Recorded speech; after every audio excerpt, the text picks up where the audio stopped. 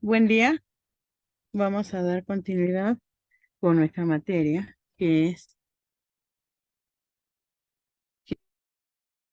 es sociología jurídica.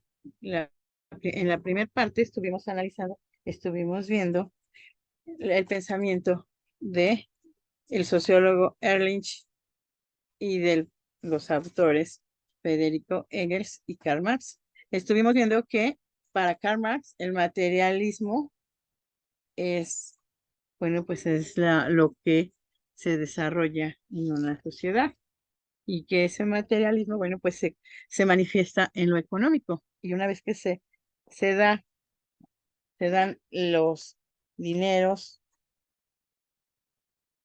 entonces es cuando pues empieza a existir estas clases sociales. Y esas, bueno, pues se van a dividir en dos. En la clase social, que es la que tiene los medios de producción, que es la clase opresora, y la gente que tiene que trabajar para subsistir, por lo menos hacerse llegar de los alimentos, de tener un techo, de tener para vestirse, y esa, bueno, pues es la clase obrera, conocida como la clase oprimida. Entonces, bueno, pues ese era el pensamiento de Karl Marx, Federico Engels, respecto de los medios de producción. Eso, pues lo enfocaban en el materialismo. Y también nos hablaban que existe el no materialismo y eso, bueno, quedan incluidos pues la moral, los principios, la costumbre, esos pues no forman parte de ese materialismo enfocado pues en lo económico. Eso es lo que pensaban o su filosofía de pensamiento de Karl Marx. Ahora, bueno, pues vamos a dar inicio con esta segunda parte y vamos a empezar a ver lo que es el materialismo histórico, que finalmente, bueno, eh, es igual materialismo, está enfocado en lo económico, solamente que ahora pues de la manera en que ha ido evolucionando a través o al paso del tiempo. Entonces, bueno, vamos a iniciar. Se conoce el materialismo histórico o concepción materialista de la historia a la propuesta conceptual, hecha por Karl Marx. Él nació en 1818, muere en 1883, y Friedrich Engels nace en 1820 y muere en 1895. Se pueden percatar de que, bueno, pues son contemporáneos, son prácticamente, pues,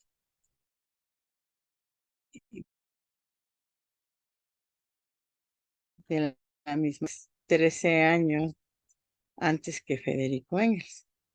Entonces, bueno, estos dos pensadores nos dicen que para comprender la historia humana desde el punto de vista de la lucha de clases sociales por el control de los medios de producción, desde un punto de vista marxista, la historia de una lucha, las revoluciones políticas, se explican por el conflicto entre dos o más clases sociales que intentan adueñarse de los medios.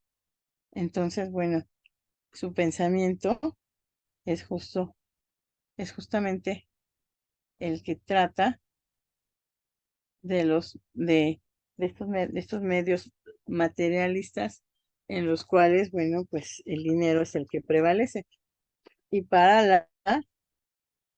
pues para el desarrollo de la economía se requieren de los medios de producción. Y esos medios de producción, bueno, pues lo va a tener siempre porque para estos dos autores, la división de clases sociales solamente se divide en dos, la clase opresora y la clase oprimida. Y la clase opresora es quien tiene los medios de producción. Entonces, a través de la historia, pues va existiendo esta lucha para que, para los que están abajo, que es la clase oprimida, traten de sobresalir, traten de pues tener una vida digna y por lo tanto pues también hacerse de los medios de producción. Y por eso es como surgen las revoluciones políticas, porque se dan esos conflictos entre las clases sociales, que según estos autores pues son dos. Entonces dice que, qué es lo que hace la clase social baja? Pues ella quiere adueñarse de esos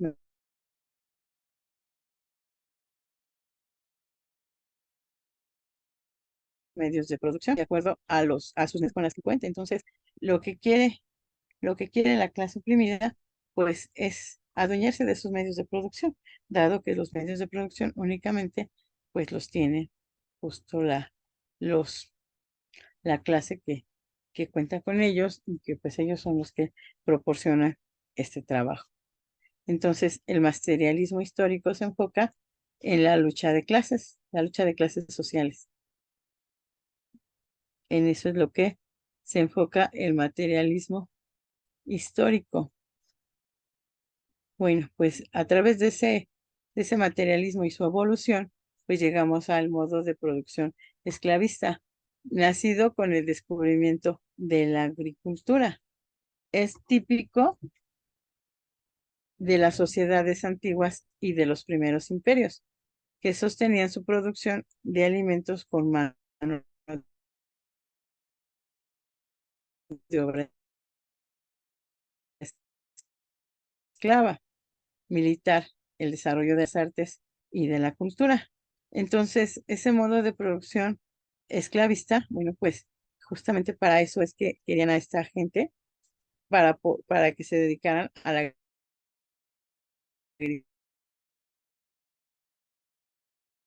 agricultura, sociedades antiguas y en los primeros imperios.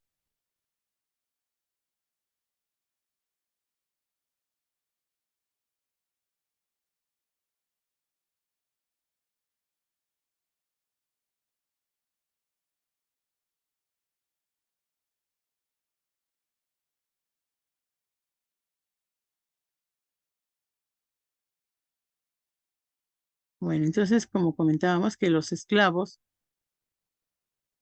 eran quienes se dedicaban al, pues a la agricultura, eran contratados para eso, para poder cultivar las tierras y bueno, pues esos estaban presentes en los grandes imperios y además de, bueno, de que sostenían la producción de estos alimentos con la mano de obra de esta gente, de la esclava.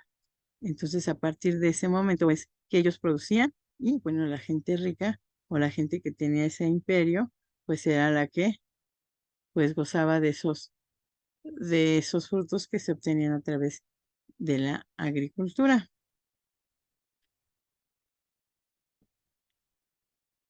El modo de producción feudal.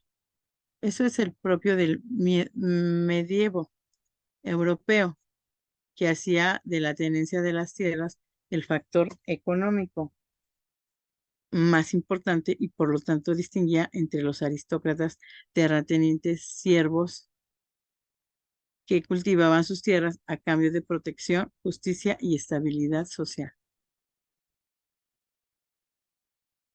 Bueno, entonces eso era el modo de producción feudal, en el cual, bueno, pues se da en la época medieval europea y que hacía que la tenencia de las tierras el factor económico más importante. Y por lo tanto, bueno, pues esto se va a distinguir entre las aristócratas, terratenientes y siervos que cultivaban sus tierras a cambio de protección, justicia y estabilidad social. Entonces, esta gente, como aquí lo podemos ver en la ilustración, era la gente que cultivaban esas tierras, a cambio de que los feudales les otorgaran esa protección y justicia.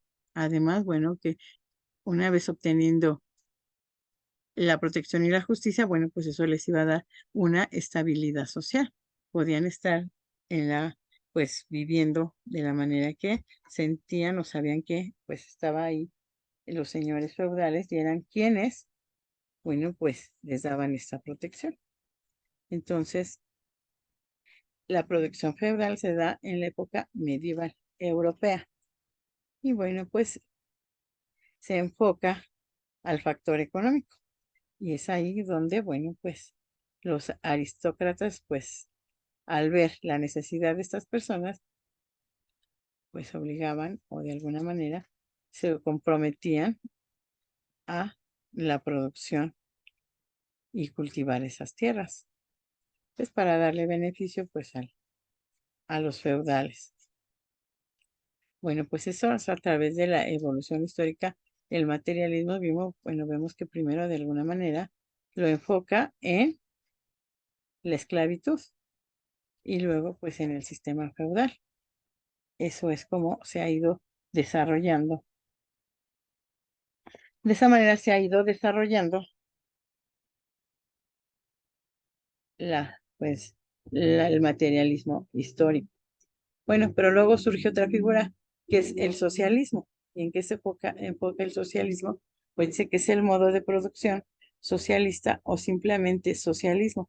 Es bajo la teoría del materialismo histórico, una primera fase de la sociedad comunista sustituyendo al modo de producción capitalista, que exige la abolición de las clases sociales y la supresión de la propiedad privada, de los medios de producción.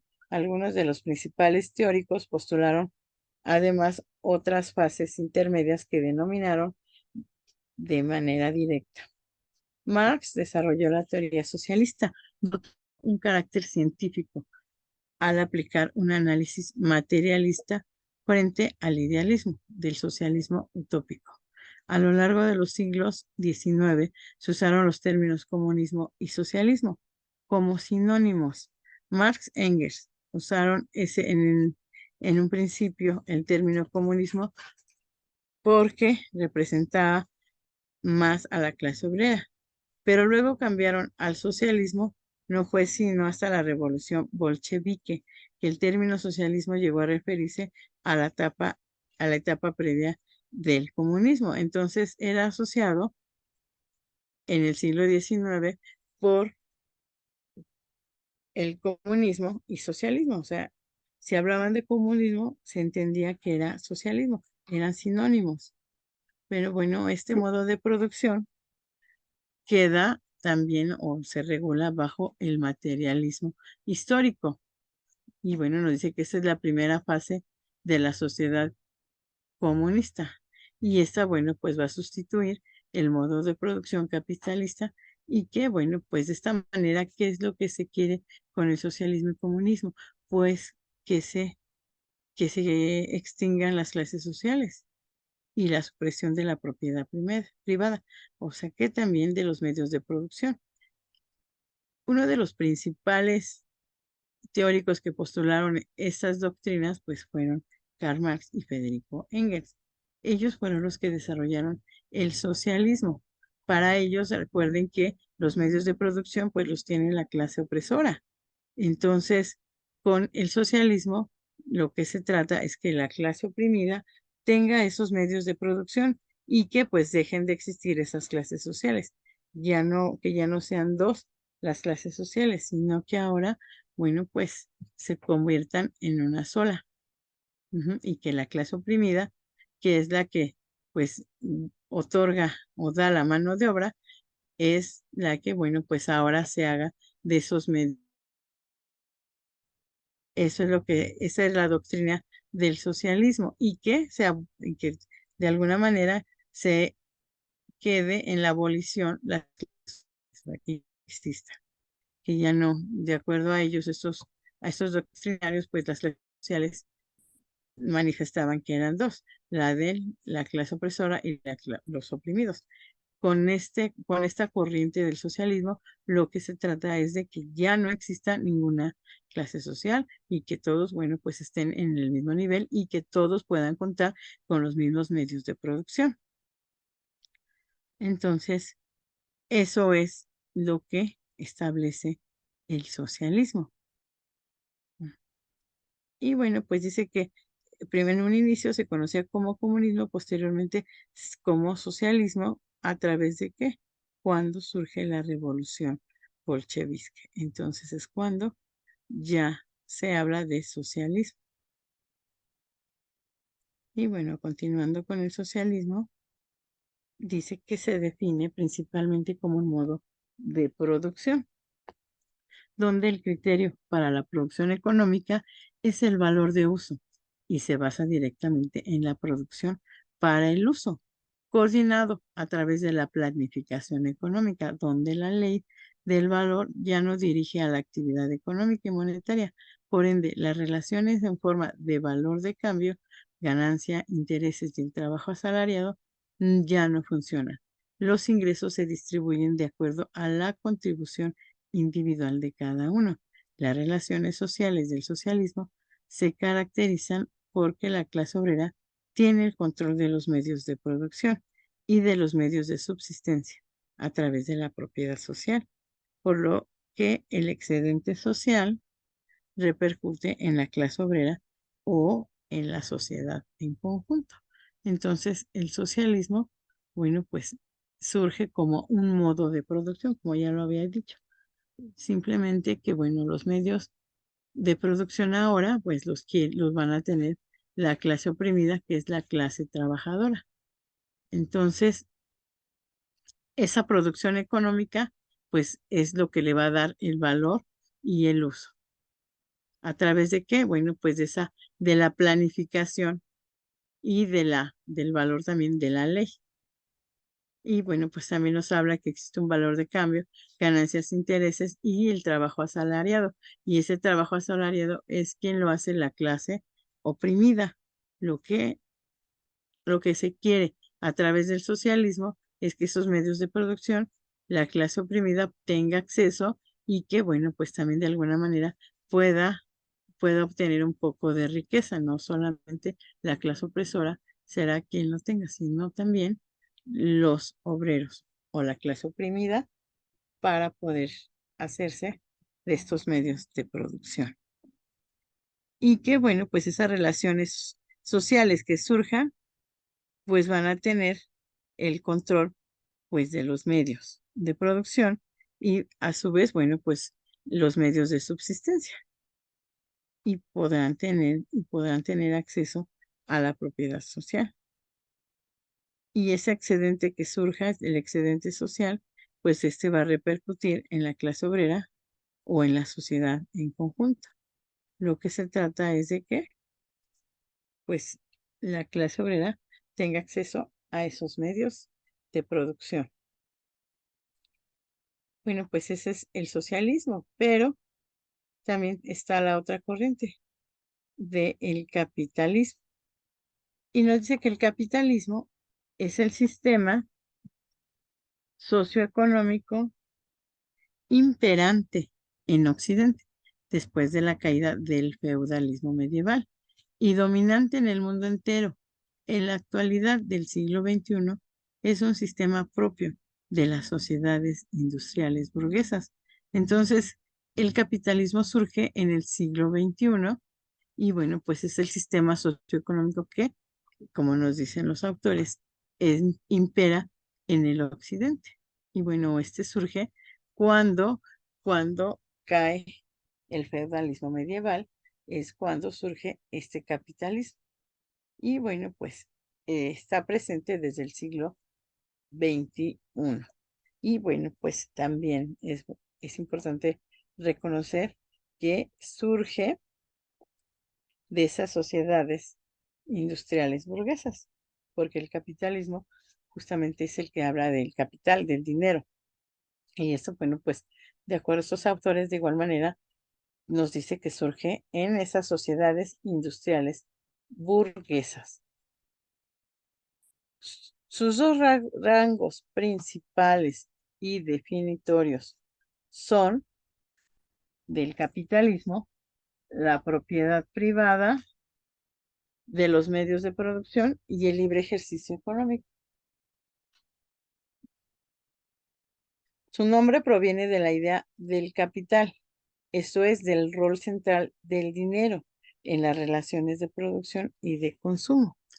El capitalismo propone que el dinero marque la medida del intercambio de bienes y servicios y que se ha obtenido de diferentes formas, como remuneración en el trabajo, en el caso de los trabajadores, proveniente de las rentas en el caso de los propietarios o como resultado de riesgo, y la inversión en el caso de empresarios y emprendedores.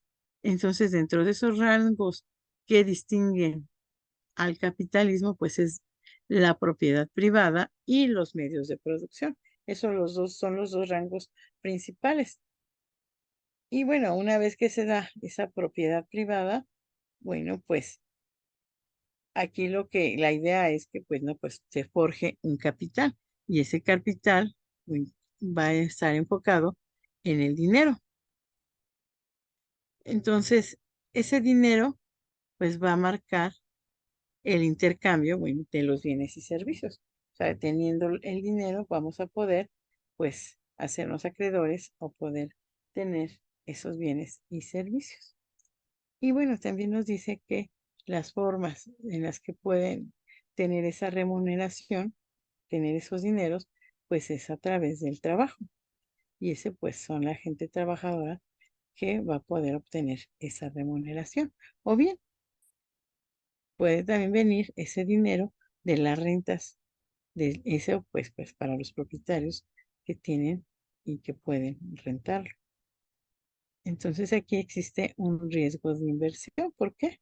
Porque existen empresarios o emprendedores. Ajá, entonces, eso es lo que distingue al capitalismo. Ujú. Nuevamente les reitero, la propiedad privada y los medios de producción. Y una vez combinado, bueno, pues esto nos da el rol central que va a ser el dinero. El dinero es el que va a prevalecer en el capitalismo. Bueno, entonces ya vimos el socialismo, capitalismo y bueno, a la evolución del materialismo histórico hasta llegar ahorita, bueno, pues a a los otros conceptos que es la sociología jurídica. El derecho es el conjunto de normas coercibles que regulan la convivencia en interferencia intersubjetiva. Se trata pues de un conjunto de normas o juicios imperativos que reglan vínculos entre personas y que por definición son coercibles. Es decir, que su incumplimiento trae aparejada una sanción o el cumplimiento de la obligación, aun en contra de la voluntad del obligado. Entonces, la sociología jurídica pues va a estar conformada de ese derecho y ese derecho a su vez de ese conjunto de normas. Y las normas pues son las que van a regular la conducta en una sociedad. Entonces, esas normas que pues, están previamente establecidas y que, bueno, pues ya habíamos visto que se obtienen a través de la observación de las conductas que se desenvuelven en esa sociedad. Si esas conductas pues transgreden derechos de las personas o bien, pues de alguna manera están, están transgrediendo y perjudicando el interés de esa sociedad. Bueno, pues son conductas que se van a regular y esas conductas sabemos que se van a dar a través de la interacción, cuando interactúen todos los ciudadanos en la sociedad. Entonces, es cuando exista alguna conducta que pues no esté adaptada a ese medio social y que transgreda esos derechos, es cuando se tendrán que regular en una norma jurídica. Ajá, entonces, el derecho va a estar integrado por normas jurídicas y esas normas jurídicas van a regular esa convivencia humana. Si no existiera esas normas, pues la convivencia no sería sana, sino que por el contrario, habría esa situación de disturbios, de que cada quien, bueno, pues hiciera lo que considerara importante y bueno, pues no habría un Estado de Derecho. Entonces, la sociología jurídica surge para regular esas conductas.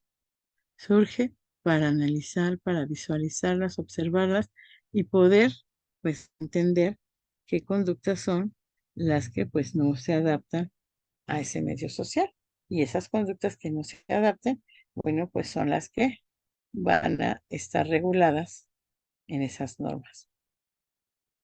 Pero bueno, una vez que ya se regula la conducta, pues si tú, integrante de esa sociedad, transgredes esa norma, pues va a traer una consecuencia. Y esa consecuencia es que te apliquen una sanción. Y si tú no cumples con lo que establece la sanción, pues va a estar ahí el Estado para obligarte a cumplir. Entonces, las normas jurídicas van a ser coercibles.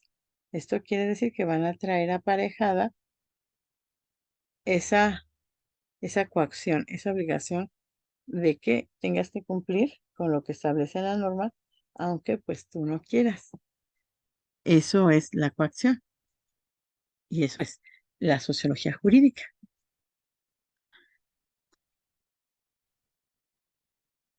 Y lo que implica que toda sociedad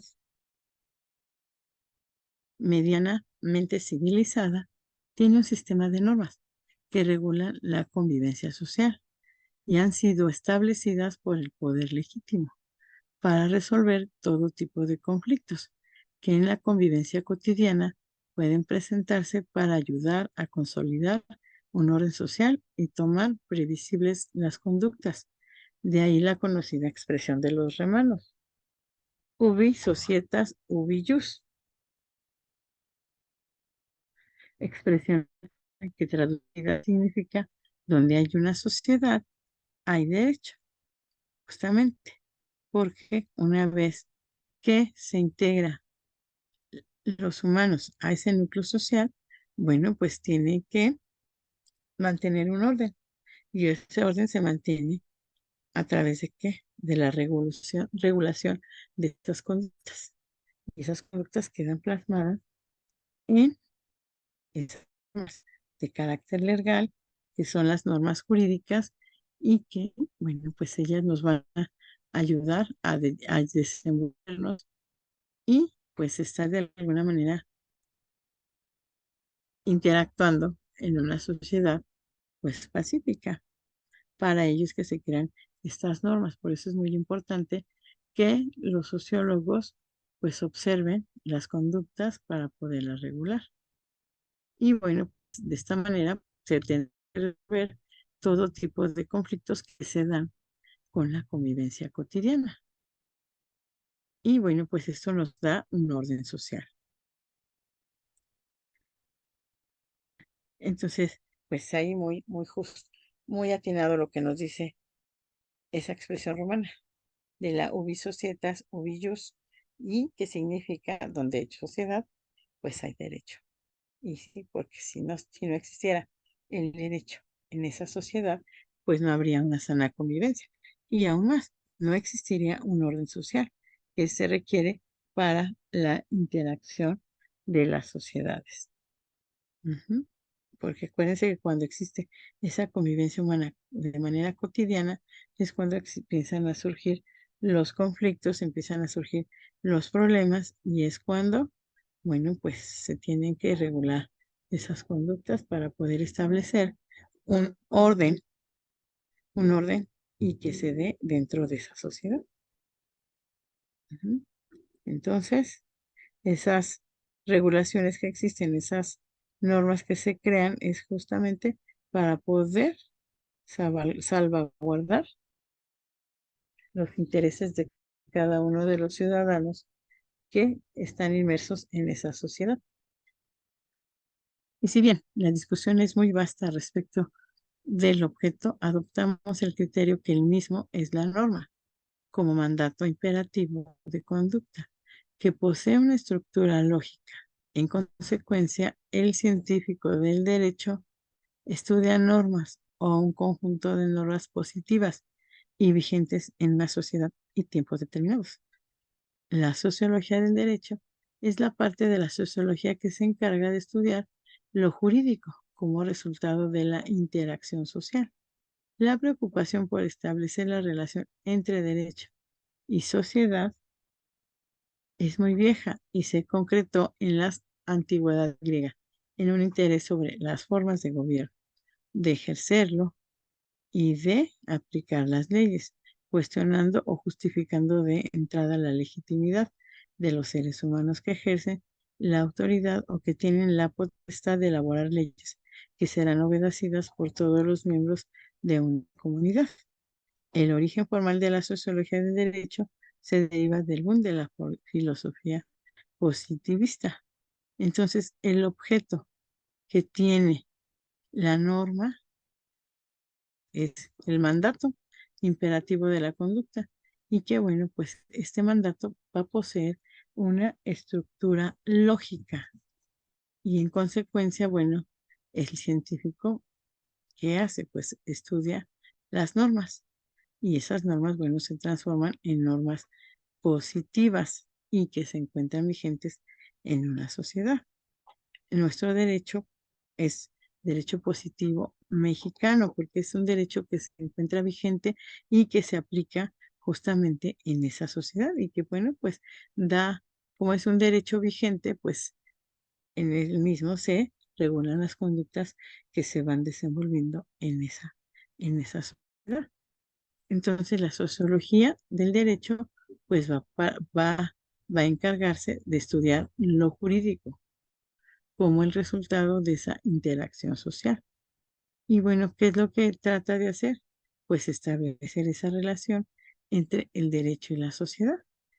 Y que bueno, pues de esta manera se van a dar las formas de gobierno, se va a dar la forma de ejercerlo y de aplicar las leyes, cuestionando o justificando la legitimidad de los seres humanos.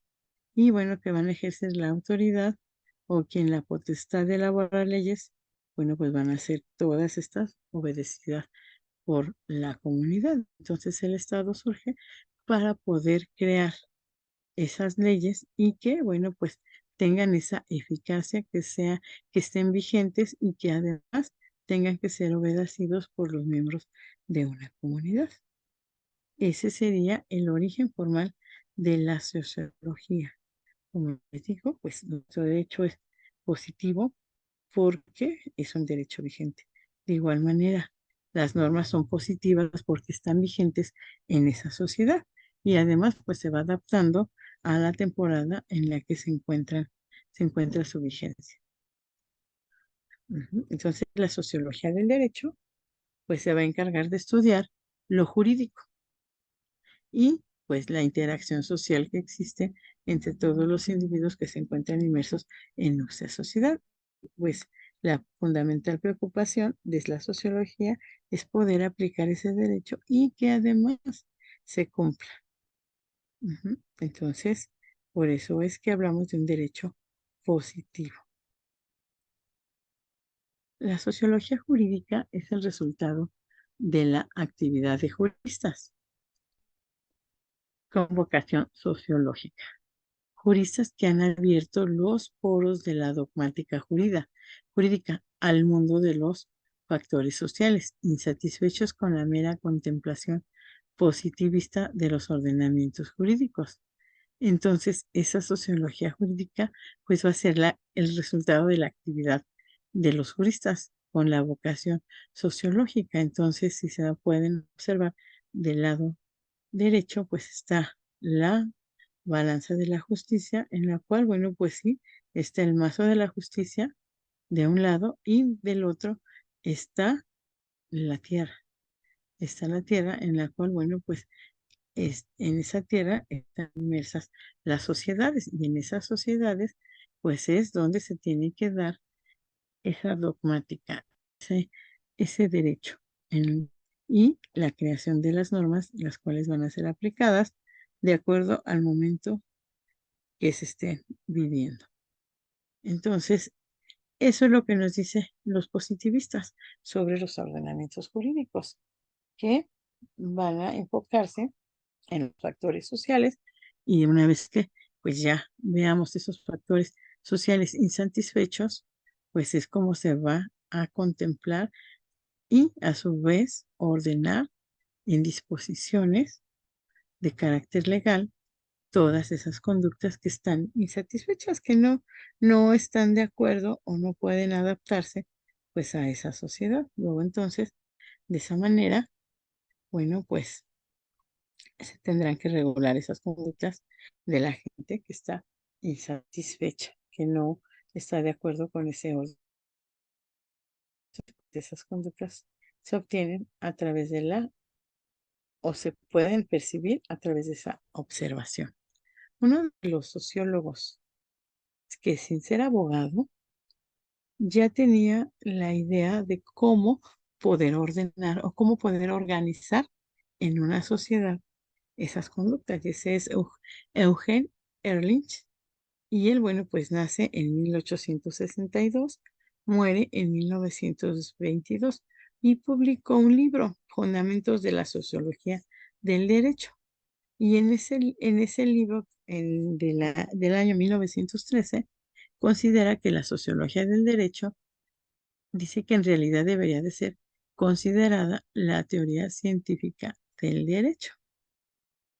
Desde el momento en que el derecho es un fenómeno social, toda especie de ciencia jurídica, jurisprudence, es una ciencia social, pero la ciencia del derecho, según Reschat, en el sentido propio del término, es una parte de la ciencia teórica de la sociedad, o lo que es lo mismo, una parte de la sociología. Y la sociología del derecho, por eso mismo, es la teoría científica del derecho. Entonces, este autor, Eugen Ehrlich, considera a la sociología del derecho en esa realidad que debe ser considerada por la teoría científica. Entonces, las conductas que se dan en esa sociedad y ver su evolución de cada una de ellas tiene que ser considerada como la teoría científica del derecho, de acuerdo a Eugenio. Es lo que nos dice.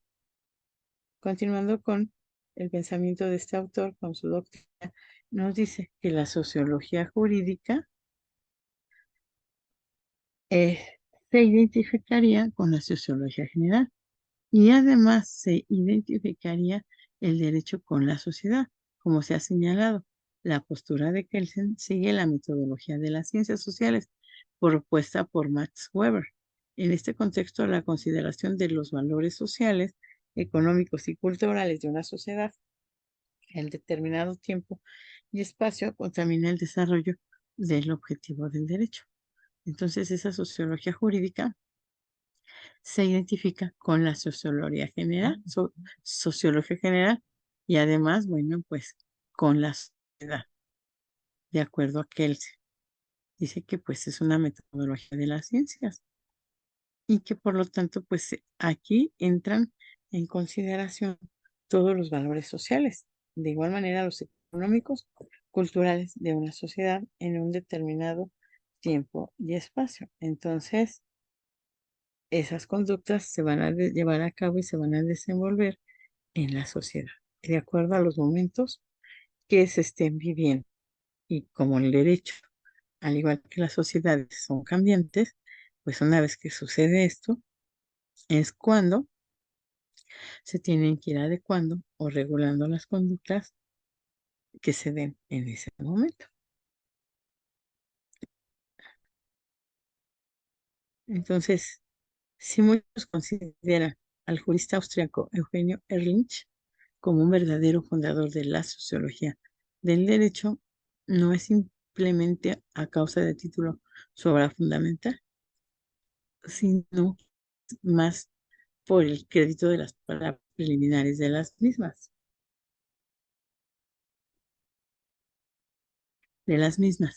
Algunas de cuyas líneas tal vez sean útil de transcribir. El centro de la gravedad del desarrollo del derecho en nuestra época, como en todas las épocas, no reside ni en la legislación, ni en la ciencia jurídica o en la jurisprudencia, sino en la sociedad misma. Y en efecto, Ehrlich se interesó mucho por el papel de los jueces y por su poder de creatividad.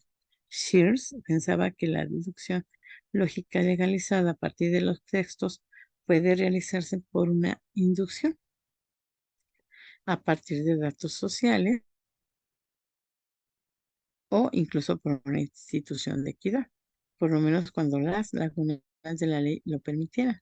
Entonces, este jurista, pues nos dice que el crédito de las palabras preliminares es el centro de la gravedad y que, bueno, pues a través de ello se va a dar ese desarrollo del derecho.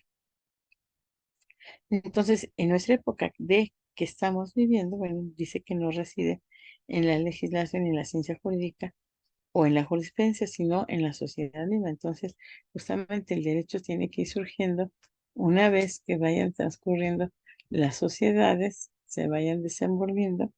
Entonces, es cuando surge,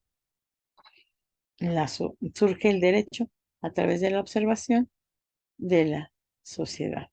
Entonces, por eso es que nos dice también que la ciencia jurídica o en la jurisprudencia, en la sociedad misma, es donde, bueno, pues se puede ir percibiendo esta creación del derecho. Y bueno, pues a este autor lo que le interesaba era el papel de los jueces y su poder de creatividad. Pensaba que la deducción lógica, pues se iba a realizar a partir de los textos y esa inducción a partir de los datos sociales. Entonces, todo, todas las conductas que se llevan a cabo en esa sociedad, pues de alguna manera van a tener que regularse y adaptarse y adecuarse a los momentos que se estén viviendo en la sociedad. Ehrlich, continuando con este autor, insiste en la idea esencial a la sociología jurídica de que existe un orden social pacífico y espontáneo, no contencioso, que se forma por un libre arreglo de las voluntades individuales o colectivas. Las de los grupos particulares ciertamente surgen conflictos, pero estos conflictos se resuelven en buena parte sin necesidad de recurrir a normas abstractas a través de la apreciación de la justicia del caso, tal como la realizan los interesados mismos, sus árbitros o sus jueces. Entonces, para Ernst, esta idea esencial de la sociología jurídica, en la cual, bueno, nos dice que existe ese orden social pacífico y espontáneo, justamente porque pues están reguladas las conductas que transgreden derechos. Por lo tanto, bueno, desde ese momento, bueno, pues ya no tiene que ser contencioso, sino que pues va a ser de manera libre y las voluntades pueden arreglarse sin tener que llegar a un acto contencioso, sino que por el contrario, puede existir esa manera espontánea en la cual pues ambas partes se pongan de acuerdo y pues puedan manifestar su voluntad, y en este caso pues una voluntad colectiva y las cuales, bueno, pues van a tratar de resolver esos problemas sin tener que llegar a lo contencioso. Entonces no habrán, si ellos se ponen de acuerdo, ellos pues quieren hacerlo de manera espontánea, de manera pacífica, pues de esta manera no se tendrá que llegar a esa etapa contenciosa, sino por el contrario, se verá desde la perspectiva de la resolución de los conflictos a través de las voluntades.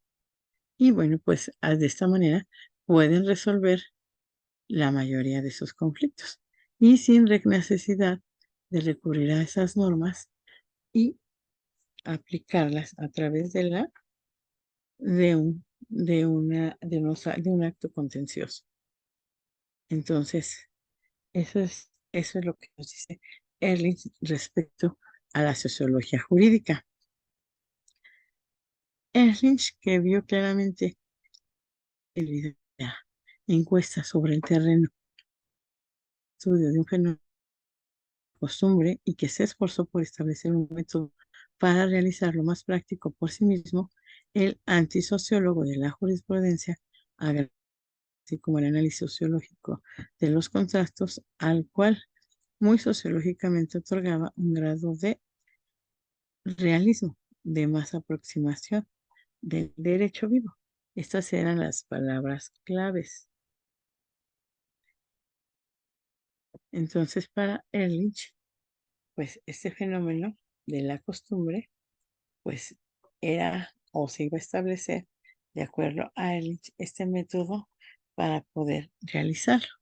Y bueno, pues ese método es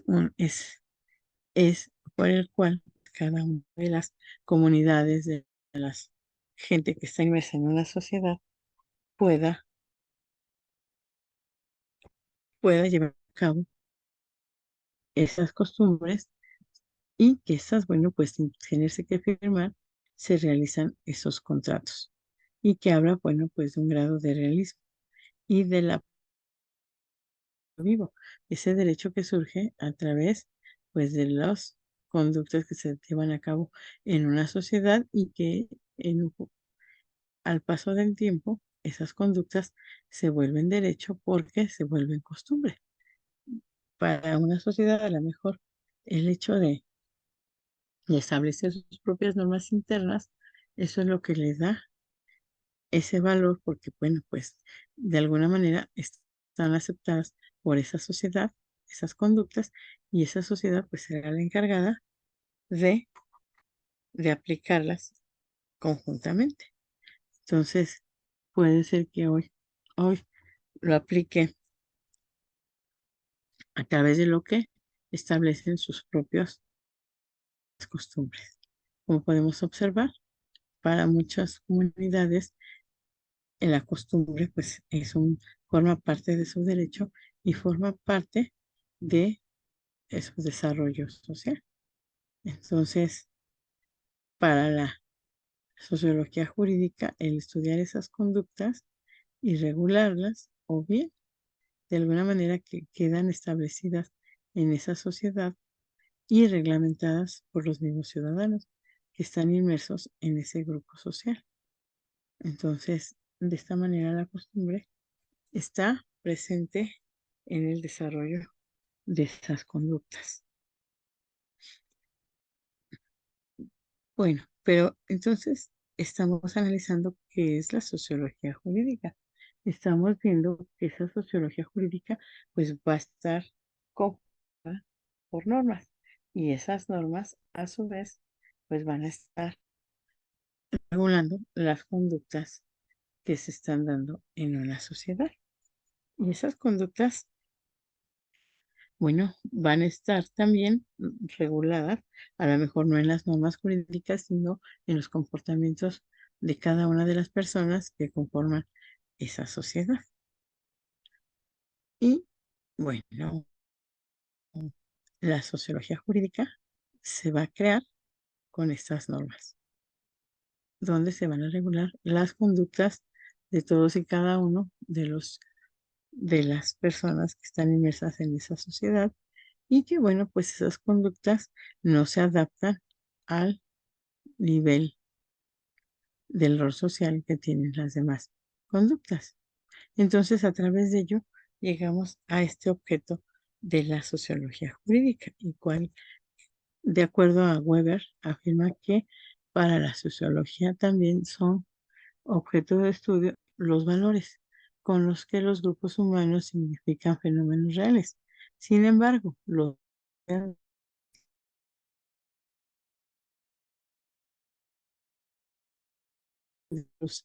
insectos a través del cristal. Describe las creencias, intenta explicar las formas del pensamiento de las sociedades, pero jamás determinar su validez. Hans Kelsen asume para el derecho ha estado establecido para el estudio objetivo de las ciencias sociales del mismo modo que la sociología tiene un método objetivo y opera sin considerar los valores significativos de los grupos.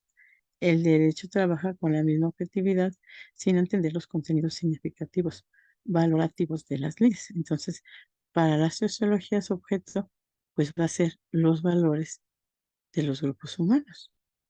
Entonces, esos valores se van a traducir en un fenómeno real y una vez que surja, bueno, pues vamos a, a forjarlos a través de las creencias y bueno, pues a través de esas creencias, de alguna manera también se van a ver las formas del pensamiento de las sociedades. Pero bueno, una vez que se analicen y se vean, no vamos a estar determinando pues la validez. Únicamente, bueno, las observamos, pero sin afirmarlas. Haskell también dice que para el derecho ha establecido el objetivo de las ciencias sociales y que la sociología tiene un método objetivo y que opera sin considerar los valores significativos de los grupos humanos.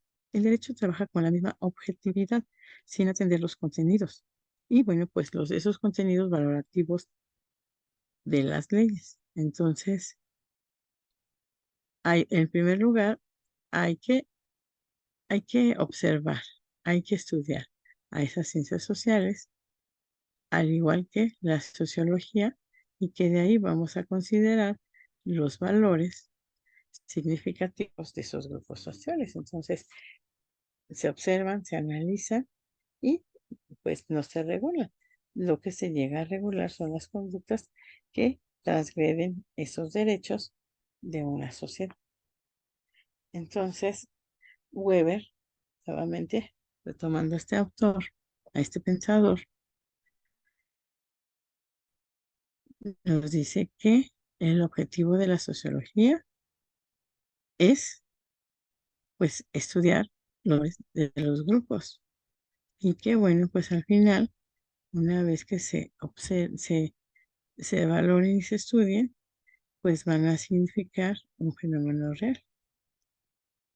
Entonces, él trata de estudiar ese pensamiento de las sociedades, pero pues dice que no acaba de determinar su validez, pero sí el estudio de esas sociedades. Y que bueno, pues a través del estudio de las sociedades se va a poder regular en él, en una norma. Las normas de derecho son creación del autores, clasifica, valora al derecho desde su objetividad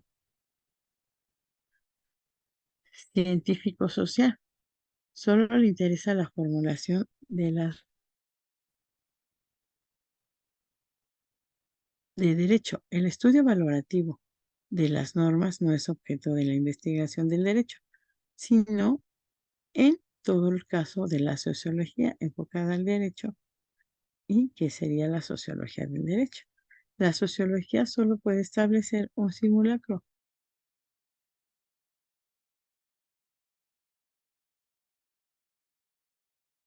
al campo del derecho. Ahí la norma jurídica es un juicio que establece la relación entre el hecho con una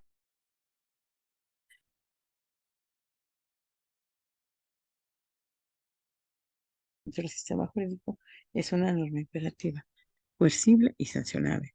Entonces, las normas de derecho pues van a ser la creación de las autoridades y ellas, bueno, pues las van a valorar desde su punto de vista objetivo y que a él lo que le va a interesar pues es la formulación de esas reglas del derecho. Y bueno, pues las normas dicen que no son un objeto de investigación del derecho, sino que en todo caso la sociología enfocada. Entonces también nos dice que esta sociología puede establecer hipótesis y esas hipótesis van enfocadas a las causas y efectos. Y bueno, pues, un hecho social. Eso, bueno, pues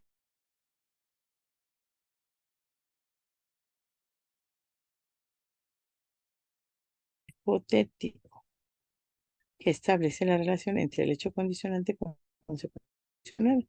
Entonces, las hipótesis uno observa el, el hecho y observando, estamos al pendiente de que surja una consecuencia. Acuérdense que a toda acción hay una reacción y en el derecho pues no queda exento. Estas conductas una vez que se aplican y se da ese hecho social, bueno, pues va a tener aparejada una consecuencia. Entonces, en nuestro sistema jurídico, una norma imperativa coercible y sancionable en nuestro sistema. Las normas de derecho pues, van a ser imperativas, van a obligarnos a que las cumplamos a través de la civilidad y pues se tendrán que sancionar esas conductas que que transgredan algún derecho y sobre todo, bueno, que esa norma esté ahí presente y además sea imperativa. Y bueno, la norma entonces, una vez que surgen estas hipótesis en las cuales se plantean, también una respuesta, bueno, pues van a ser de carácter imperativos y coercibles. Y además, van dadas por ese grupo social.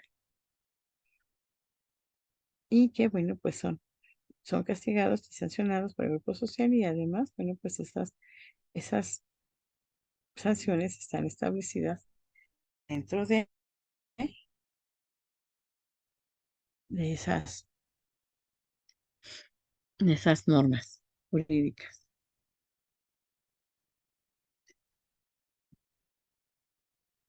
Es lo de la sociología, no de la ciencia positiva del derecho, cómo interpreta cada juzgador la ley o en qué sentido deban enunciarse ciertas normas para avalar tales o cuáles valores son criterios de significación. Pueden ser considerados ciencia positiva objetiva del derecho. Pues, Kelsen, estas significaciones tienen un mero carácter político. Entonces, el objeto de estudio de la sociología dice que es cómo interpreta cada juzgador la ley. Sentido enunciar la avalar tales valores. Y bueno, también nos habla que son criterios de que no pueden ser considerados por la ciencia objetiva del derecho. Entonces, bueno, de acuerdo a Kelsen, tienen un mero carácter político. Ajá. ¿Por qué? ¿Por qué nos dice que puede tener un mero carácter político? Pues ellos son los que tendrán que interpretar cómo, qué es lo que se dice en la norma, y quién tendría que realizar esa interpretación, pues son los jueces, son los que dan el derecho. Nosotros damos los y ellos nos darán el derecho. ¿Por qué? Porque nosotros estamos enunciando o enumerando todas las condiciones que se dan o que se estuvieron dando y que quien tendrá que resolverlos pues será una autoridad. Entonces, esa autoridad, en base a sus criterios, pues va a tener que hacer esas valoraciones respecto de esas conductas. Y que, bueno, pues todas esas conductas cuando son sancionadas, pues nos dice el autor que tienen un carácter político. ¿Por qué? Porque aquí ya existe un,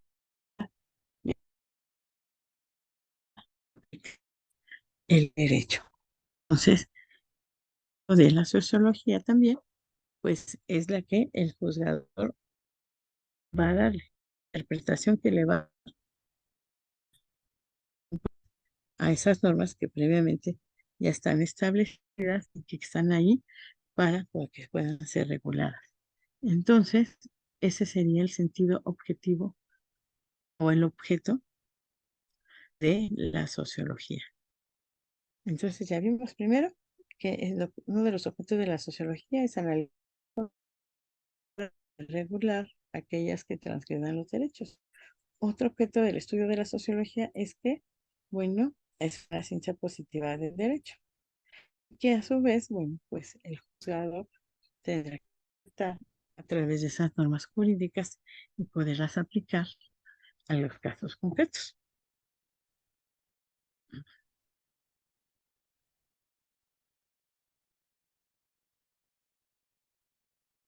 El método de la sociología jurídica.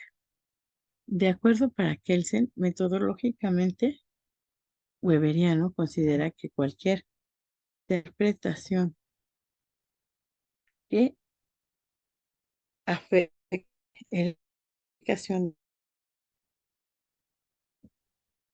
es auténtica, crea derecho, para este autor no existe una sola mecánica o conjunto de procedimientos que pudiera establecerse con objetividad, una valoración adecuada para cada en razón de esa limitación.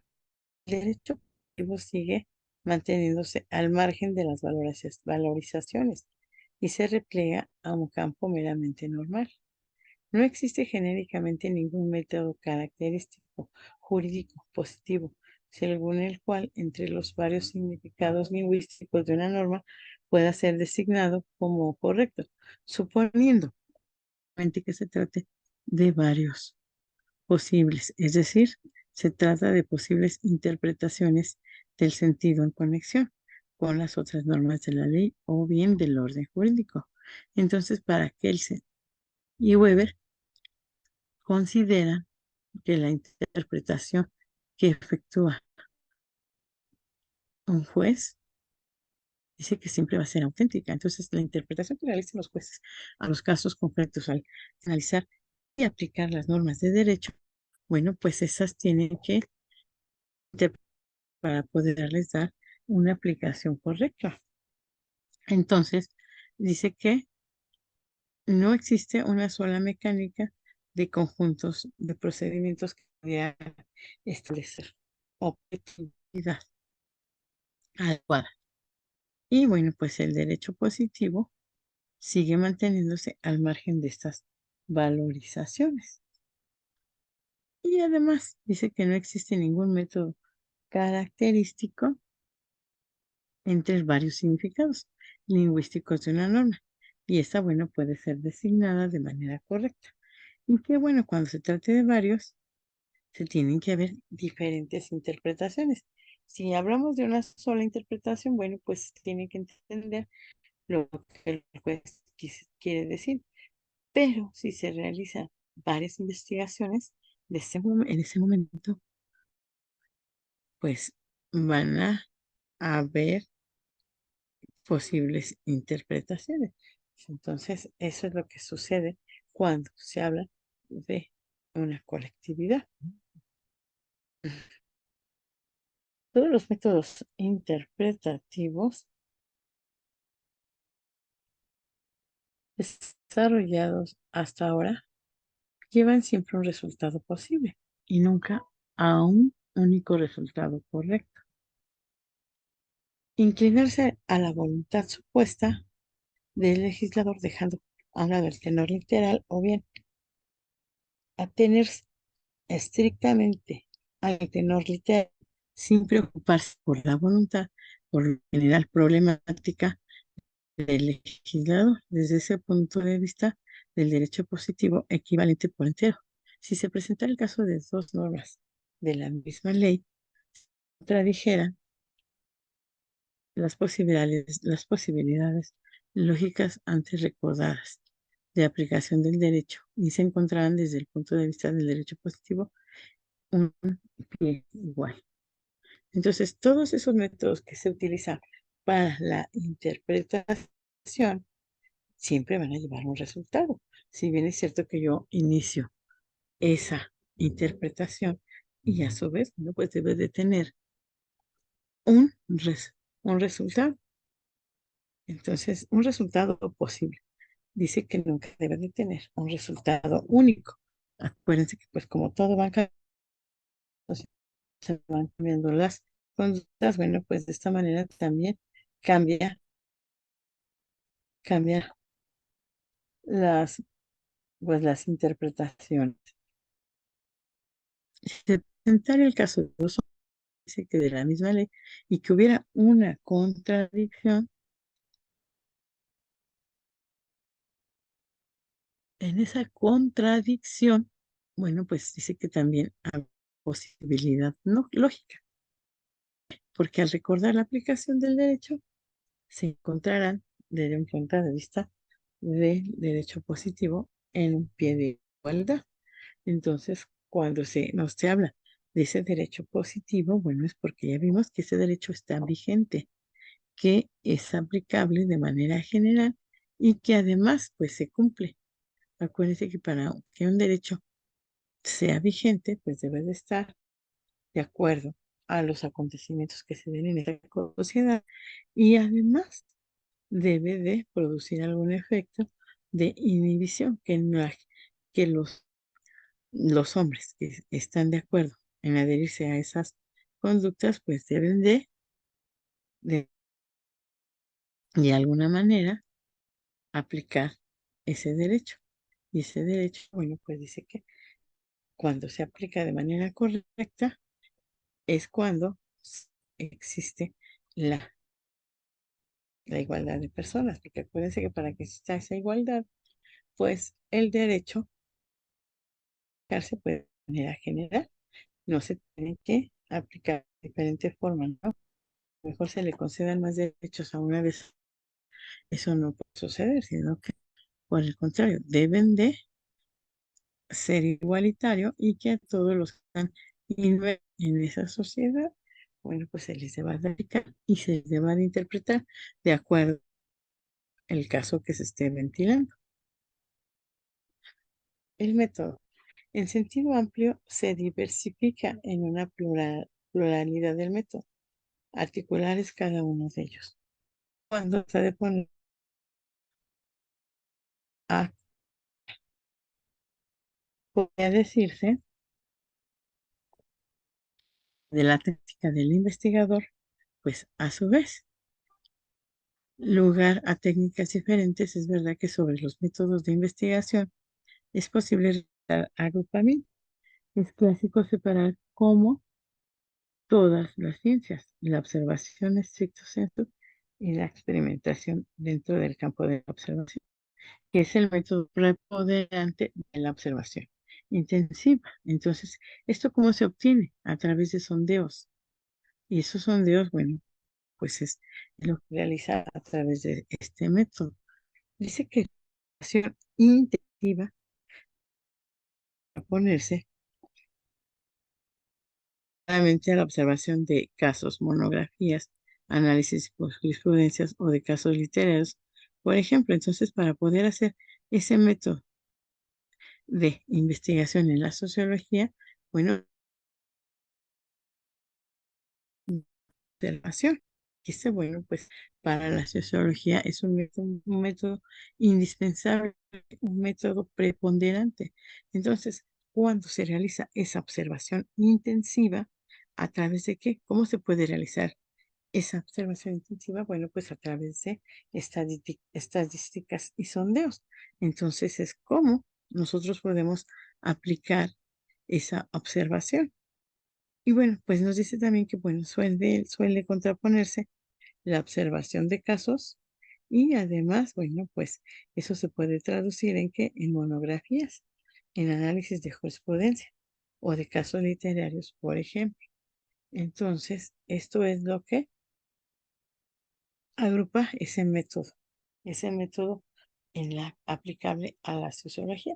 Y qué bien nos dice, bueno, para poder aplicar un método a la sociología, pues también podemos tomar en consideración los métodos de investigación y que, bueno, a través de estos métodos de investigación, bueno, para ordenarlos, podemos realizar varios agrupamientos. Y bueno, dice que lo que sí es clásico es separar, como en todas las ciencias, y bueno, pues observar de manera intensiva, estar observando, estar viendo qué fenómenos sociales están cambiando. Y todo eso se logra a través de la observación. Entonces, ese es el método amplio y que bueno, que además pues trata de ponerlo en práctica, ese método. Y bueno, pues ese va empapado de, ¿qué? De unos métodos, de esos métodos de la investigación. Entonces, eso es respecto a los métodos.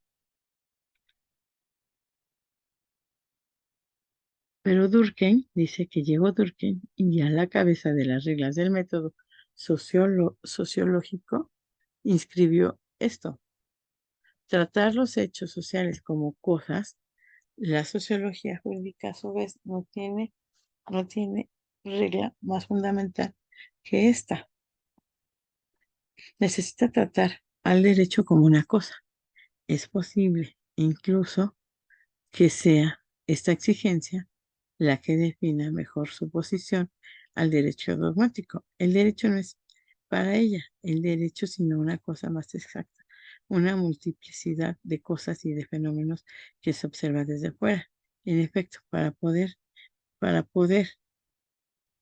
eh, estudiar el derecho, bueno, lo hacemos a través de la sociología y en la sociología es la que va a tener en consideración y la observación de todos estos objetos que son o de todas estas conductas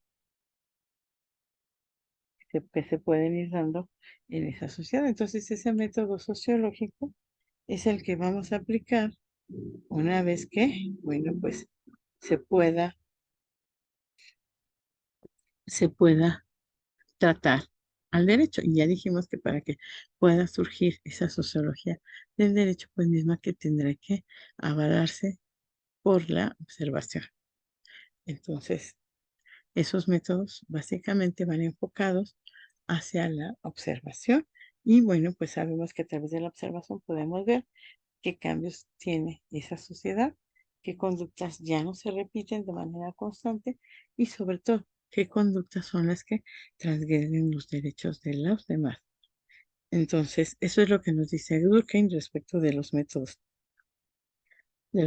sociológicos. Bueno, pero entonces ya una vez que vimos esto, ya vimos el materialismo, ya analizamos el socialismo. Ahora bien, nos dice que el derecho pues nace como una norma social. ¿Por qué social? Bueno, porque esa norma va a regular las actividades de una sociedad. ¿Esto qué quiere decir? Que el derecho es una norma y no solo una norma, porque además, bueno, Kelsen dice que está impregnado de todo elemento social, el derecho. Estamos hablando del derecho. El derecho es el que está impregnado en todas esas, esas conductas o esos valores que se dan en una sociedad. Y que además, bueno, dice que la creación normativa solamente es de injerencia. ¿Para qué? Pues para los sociopolíticos de clases, grupos, sectores sociales representados por un órgano supremo, que es el poder. Y bueno, entonces también esos agentes van a de alguna manera asegurar, asegurar lo que se va dando o se va llevando a cabo en la sociedad. Entonces el derecho surge como esa norma social. ¿Por qué? Porque si hablamos de sociedad, es que estamos hablando de un grupo determinado de personas y que ese grupo pues tiene que ser observar, analizar todas esas conductas para poderlas regular. Entonces vemos que el derecho nace como una norma social, porque esa norma social, bueno, de alguna manera da la protección a todos y cada uno de los individuos que se encuentran inmersos en esa sociedad. Entonces, el derecho nace como esa norma social. ¿Por qué? Porque se tienen que observar las conductas que se dan y las que se dan de manera reiterada y que perjudican derechos. Bueno, pues entonces esa norma pues ya no sería de carácter social o de protección social. Consecuentemente, el derecho con- tiene carácter regulador, fija y consagra lo obtenido, lo querido, como resultado de tal función. Dice que se dictan disposiciones aseguradas de las conquistas. Ejemplo, los múltiples se tienen a través de toda la historia. Luego de las grandes revoluciones se aprueban constituciones. Esta función muestra el derecho como un fenómeno posteriormente al hecho, como ente legitimador jurídico portador de la validez formal posterior, en tanto asiste al cambio, pero consolidando jurídicamente a las modificaciones que en las costumbres, concepciones e instituciones de la sociedad se vienen produciendo durante un determinado periódico histórico, lo que no tendría ninguna estabilidad si no obtienen una consagración jurídica. Entonces, el derecho pues tiene ese carácter regulador.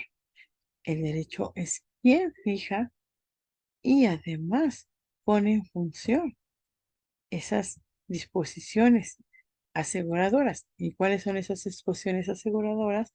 Pues son el establecimiento de todas esas normas jurídicas que están ahí, que se crean y que además, bueno, pues van a dar ese carácter de regulador.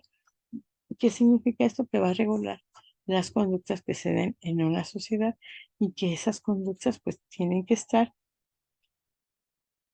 de alguna manera traduciendo o implícitas en ese derecho. Entonces, el carácter regulador pues va a consagrar el resultado de esa función y esa función se va a ir dando conforme pues se aplique el derecho y sobre todo que pueda existir esa función en la cual el derecho cuenta. ¿Y cuál es esa función del que el derecho tiene? Bueno, pues es la de regular las conductas que son observadas en una sociedad. Entonces, algunos ejemplos que podemos ver nos dicen que desde el punto de vista que las revoluciones fueron las que aprobaron las constituciones. Y en efecto, para que nosotros tuviéramos una constitución, bueno, pues tuvo que pasar por todo un proceso histórico. Ese proceso, bueno, pues fue forjándose a través, como hemos dicho, de la misma historia.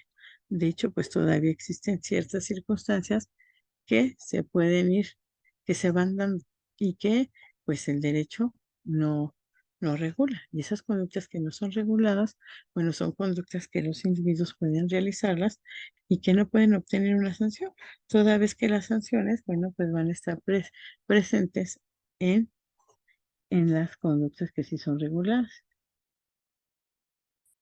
Entonces dice que la historia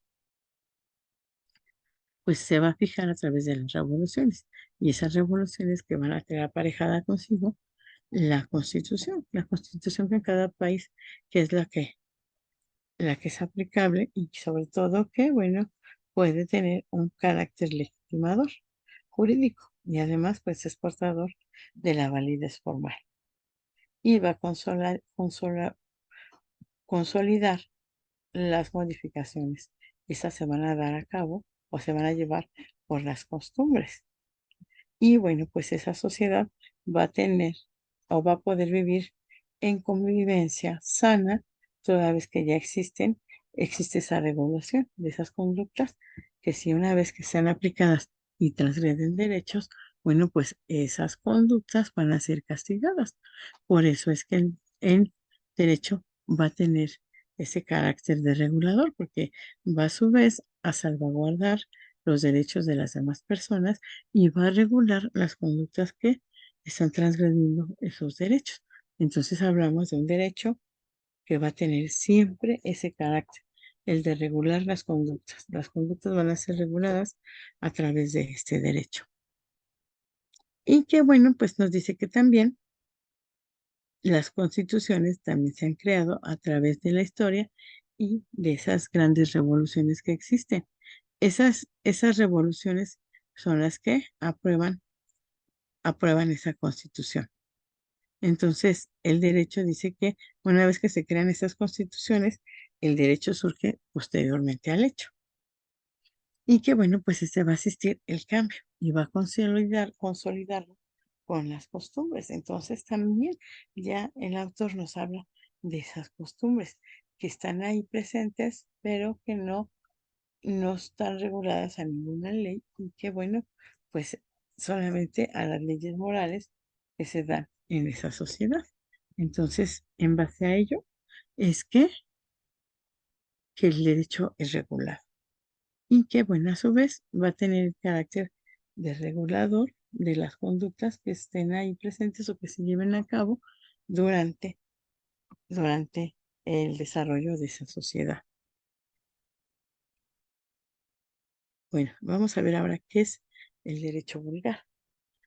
La sociología no debe sentir remordimiento por el hecho de alterar un poco el sentido técnico de una expresión, de, de una expresión que acuñaron los romanistas alemanes.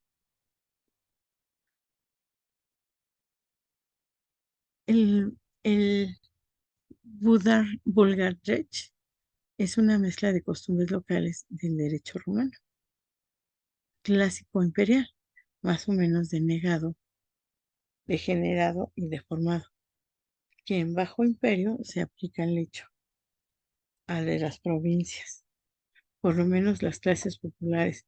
Tras el hecho histórico preciso, se descubre una constante sociológica.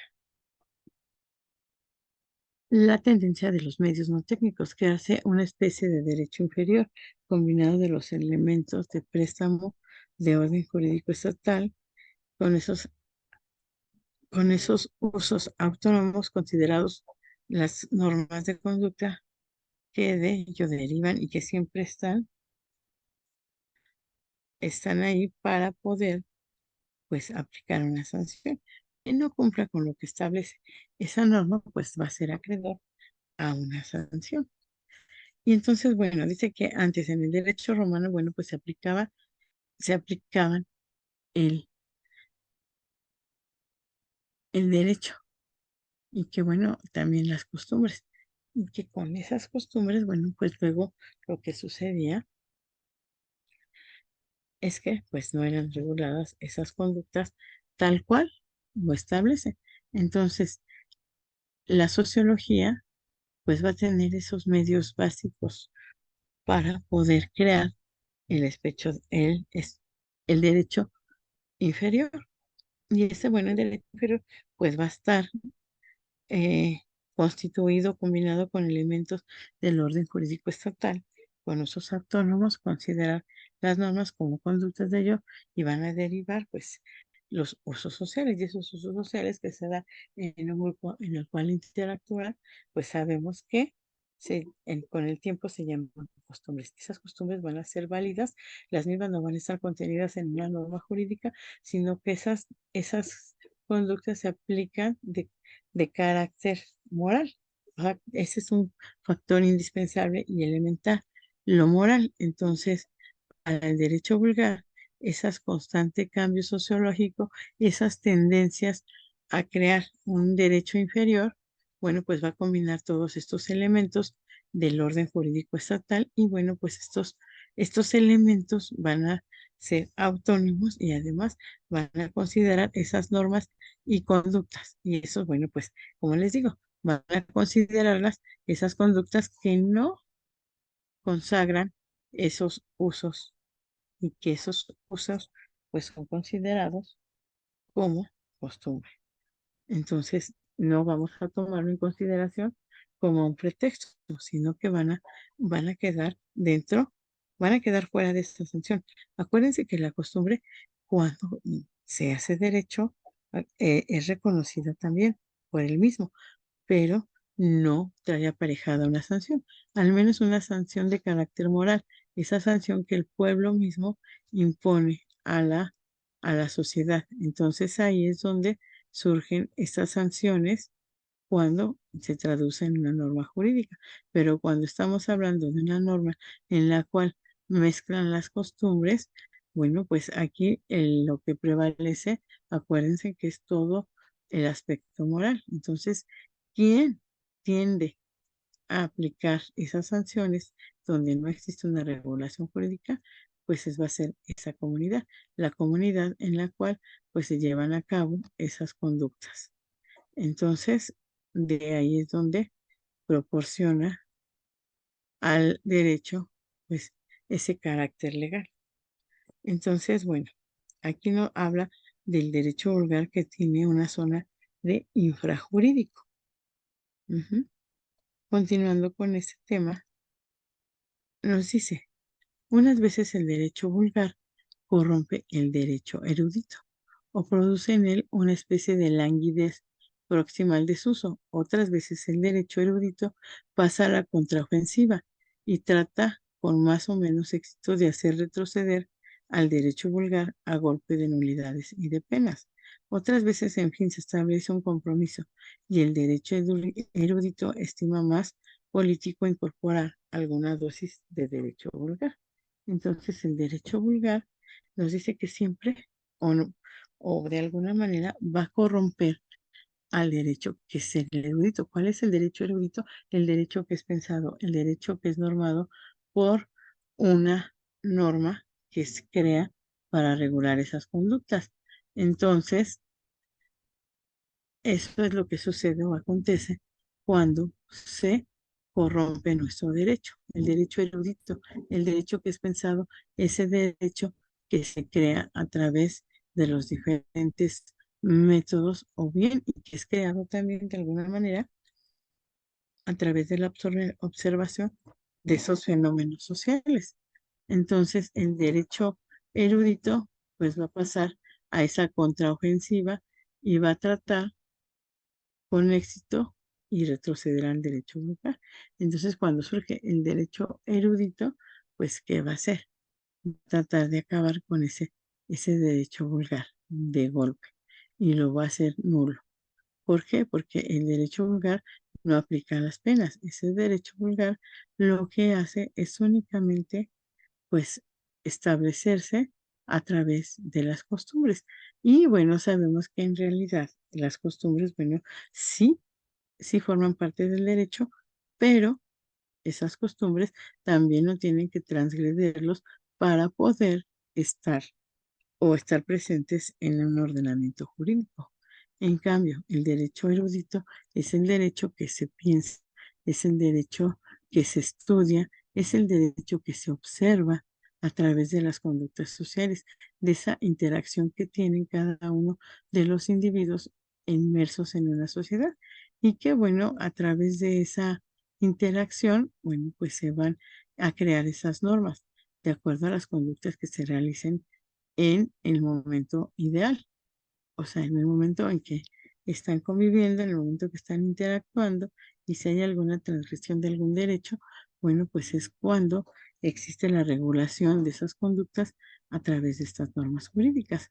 A eso, bueno, pues es lo que se le llama un derecho erudito, porque ese derecho pues es pensado y además pues de alguna manera está presente en la vida de, de cada uno de los miembros de la sociedad y que, bueno, están presentes respecto de la regulación de las conductas, de esa observación que se obtiene a través de la reproducción de los actos sociales que se van dando y que, bueno, pues se van regulando de alguna manera y que no tiene que, que trascender con las costumbres, sino que por el contrario, lo que se regula son las conductas que transgreden derechos y que se aplican en una sociedad. Por lo tanto, esas normas se crean y estudian por los estudiosos del mismo. Es como veíamos las constituciones, cómo se crean. Las constituciones que se son creadas a través de la revolución social. Esa revolución que se va dando en los lugares donde, bueno, pues sobresale ese derecho y que sobre todo, bueno, pues es donde se aplica o donde viene a tener vigencia, pues este derecho. Y ese derecho, pues se le conoce como erudito. Ujú. Y que tiene que ser creado a través de la observación de de las conductas, de cada una de las conductas. También en nuestras sociedades de tipo legalista a lo largo del sistema jurídico positivo corre el claroscuro, una franja enorme del derecho vulgar. A los ojos de los juristas esto es que pertenece al terreno de los hechos y no del derecho, por lo que es inútil ocuparse de ello, salvo cuando llega la ocasión de que este derecho vulgar, cubriéndose con alguna cláusula general, del derecho erudito, por ejemplo, aquí nos habla del artículo 1382 del Código Civil, trate de hacerse reconocer por los tribunales a fin de obtener un beneficio de la sanción estatal. Entonces, nuestras sociedades todas son de carácter legalista y que, bueno, este título se ha obtenido a través de ese sistema jurídico positivo y que va a correr, bueno, a través del tiempo. Y el claro oscuro aquí tendría que ser ese derecho vulgar, toda vez que a los ojos de los juristas este derecho pertenece al terreno de los hechos y no del derecho. Entonces, los hechos, lo que les decía, se enfoca el derecho vulgar en la costumbre porque acuérdense que los hechos que se van dando en una determinada sociedad, esos hechos son los que los rigen y que, bueno, pues siempre han estado presentes durante toda su vida. Y para ellos, pues es natural aplicar esos hechos traducidos en costumbres. Para que haya costumbre, acuérdense que los hechos tienen que darse de manera reiterada y que, bueno, una vez que surjan, se va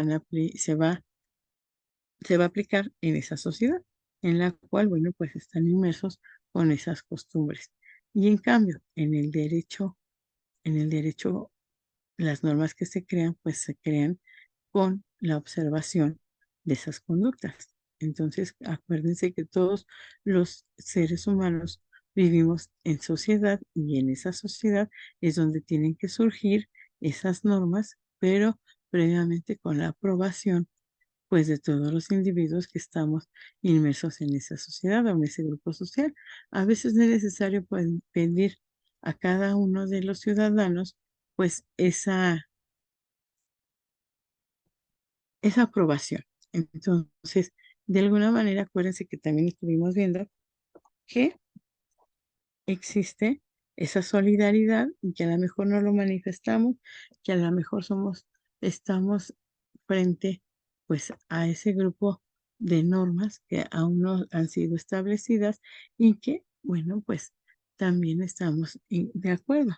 Por lo tanto, nos dice que esa ese sistema jurídico positivo, pues siempre va a correr ese claroscuro. Pero acuérdense que el sistema jurídico positivo es el derecho que está vigente, que se aplica en las sociedades y que además tiene esa eficacia.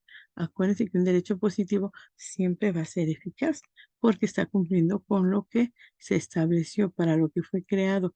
Entonces, es es eficaz porque está resolviendo o dando pues batalla a todas esas conductas que transgreden derechos.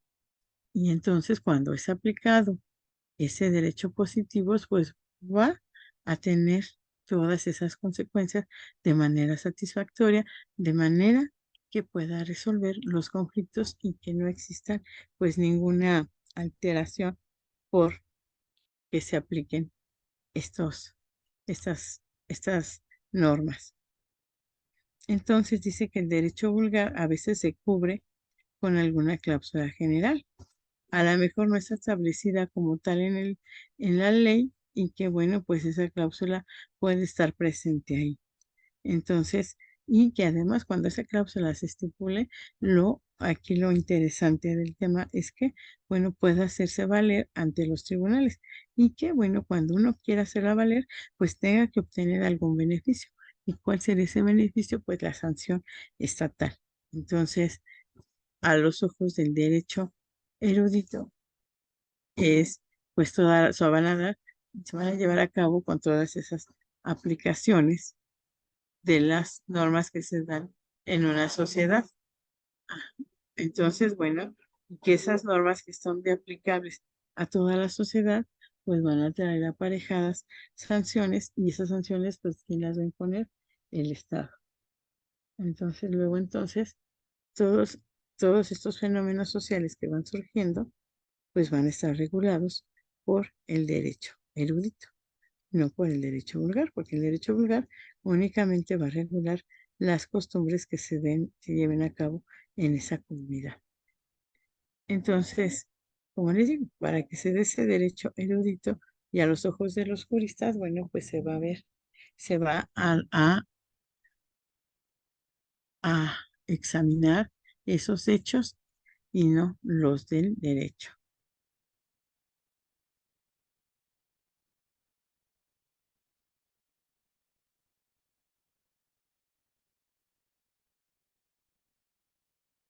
Los fragmentos del derecho vulgar que logramos capturar en las malas decisiones judiciales son, sin embargo, muy poca cosa en comparación con todo lo que pertenece en este estado no contencioso.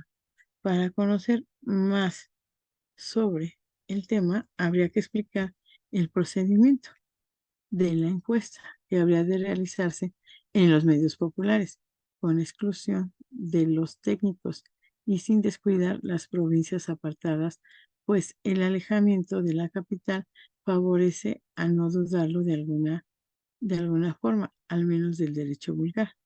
Nos apercibimos entonces quizá de que, por ejemplo, al revés del derecho erudito, que se hace en el escrito un simple medio de prueba, pero no un requisito de existencia de los contratos. El derecho vulgar considera que no solo está realmente obligado en ciertos contratos, en todos estos no se haya redactado por escrito. Entonces, ese derecho vulgar que surge y estamos viendo pues que se va dando a través de de la costumbre y que, bueno, pues ya vimos que esa costumbre no está regulada en las normas jurídicas, sino que por el contrario, son normas de carácter moral que se van cumpliendo y que son aplicables a ese grupo social que quedó inmerso pues en esas costumbres y que por lo tanto ellos son los que la tendrían que aplicar. Entonces, el derecho vulgar tendrá que funcionar o tendrá que aplicarse justamente pues cuando, cuando pues se den esas costumbres. Entonces también podemos decir que hay cláusulas que se estipulan en los contratos, que se estipulan en algún otro acto jurídico y que pues no están contempladas por el derecho. Y cuando no están contempladas por el derecho o que no están contenidas en una norma jurídica, pues es lo que lo hace vulgar.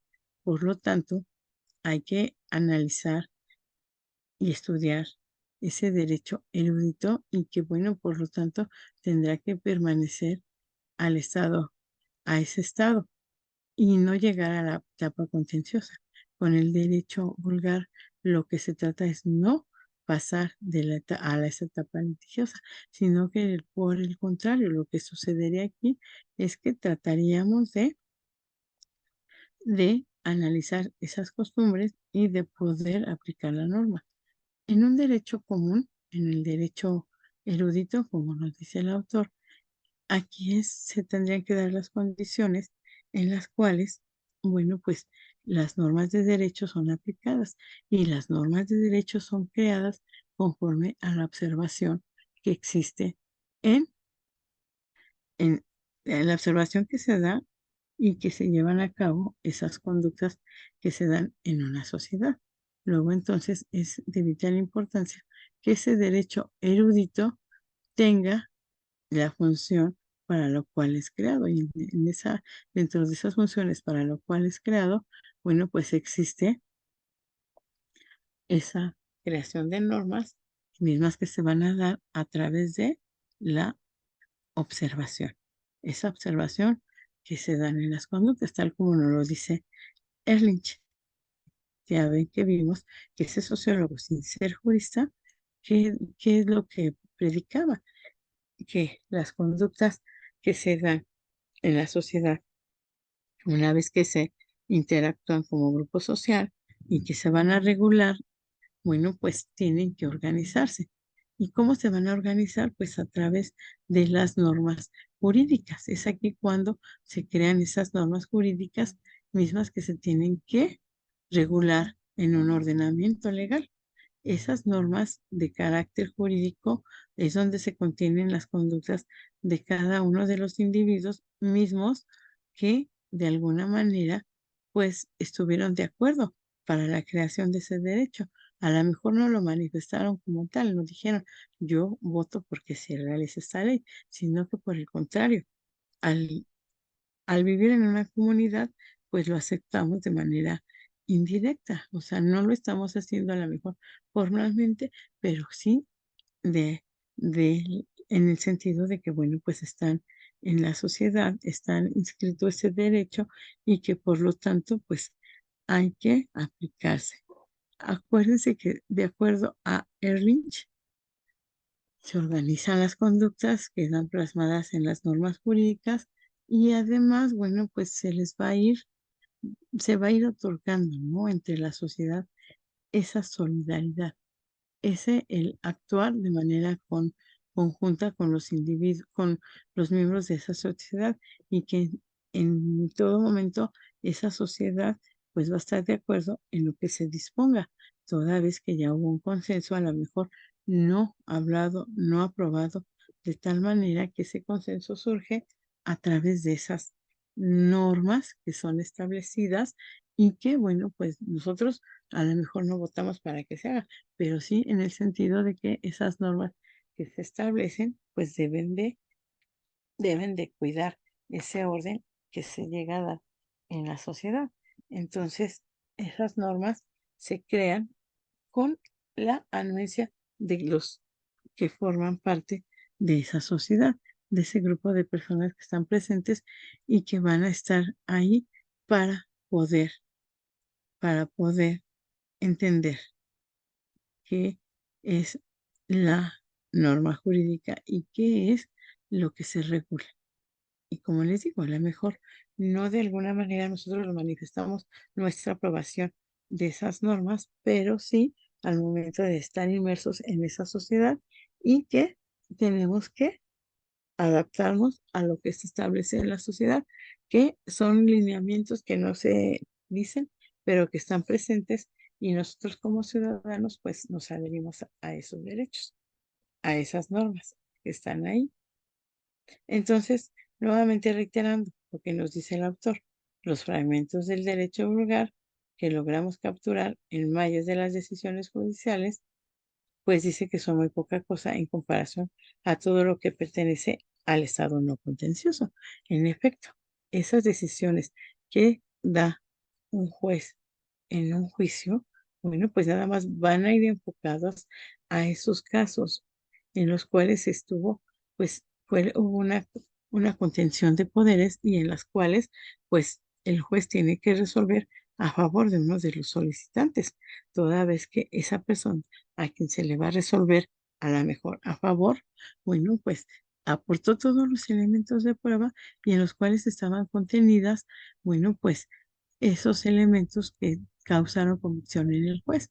Entonces, la decisión judicial que tome el juez va a ir acompañada, pues, en en una comparación con todo lo que pertenece al Estado.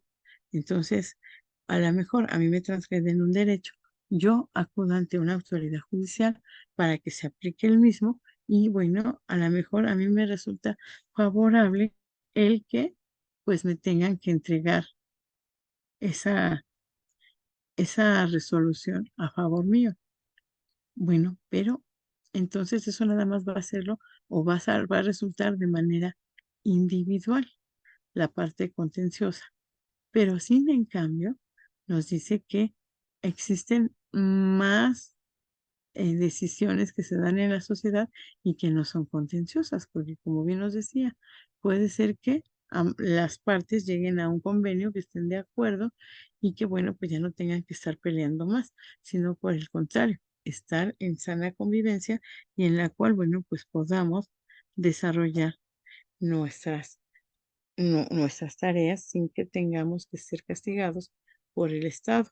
Y el Estado que está ahí va a aplicar esas normas jurídicas y pues de alguna manera nos van a sancionar. Entonces, podemos decir que, que existen unas también encuestas y que esas encuestas, bueno, pues van a realizarse a través de los medios populares. Y dice que, bueno, pues aquí se quedarían excluidos técnicos y, esto, y sin descuidar las provincias apartadas, pues el alejamiento de la capital favorece, a no dudarlo, en alguna forma del derecho vulgar.